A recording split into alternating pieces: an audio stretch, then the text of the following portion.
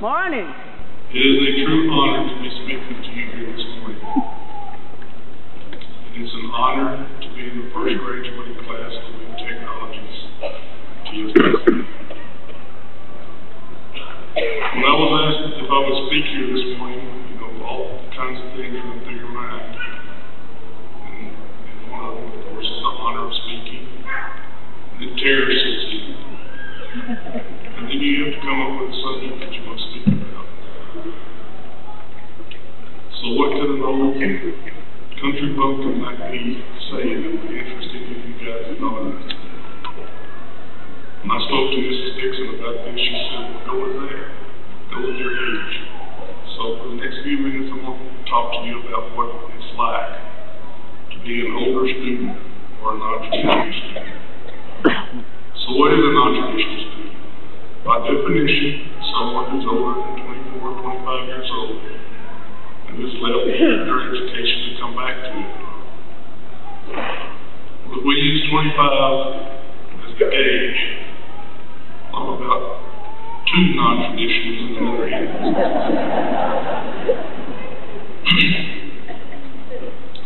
So what's it like to be the older student in the class? Well, many times you're actually older than the instructor that's leading the class. And that's okay. But you would be surprised how many times a student that's in your class, a younger student, will walk up to you and say, this must really be easy for you because of your age. Well, if we were talking about early American history, 1800s, it might be. Well, we weren't.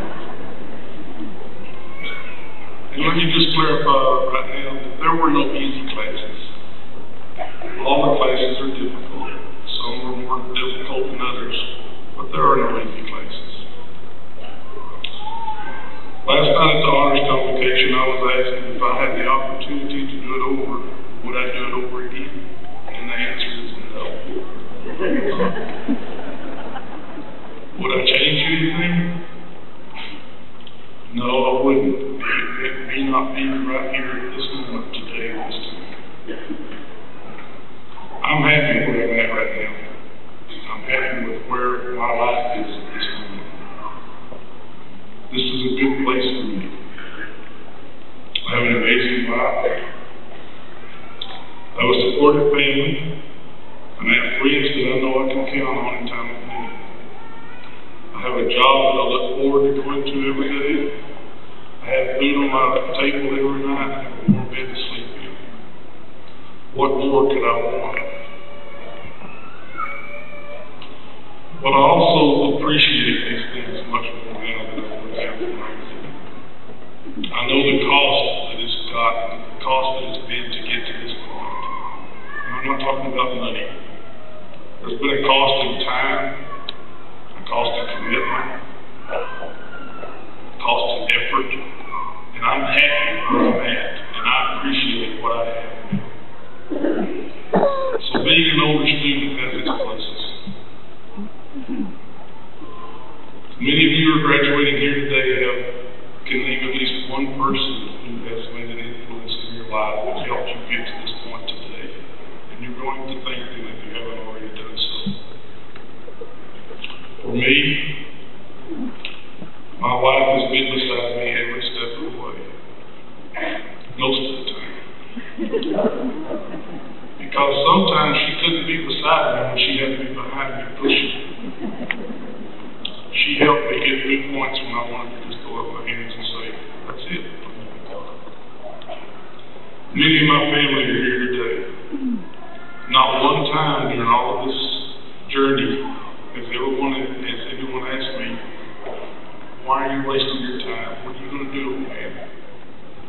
It's always been words of encouragement. For that, I'm thankful. I can't close today without saying another word about the faculty and the staff. Without you, we know this day wouldn't be possible. And I have a special thank you for Mrs. Treadwell. I want to worship that.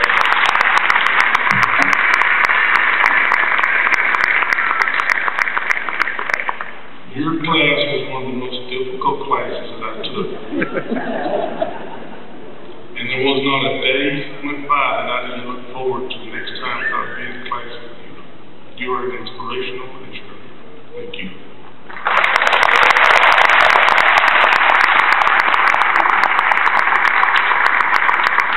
In closing, I want to say that whether you're young with your whole life in front of you, or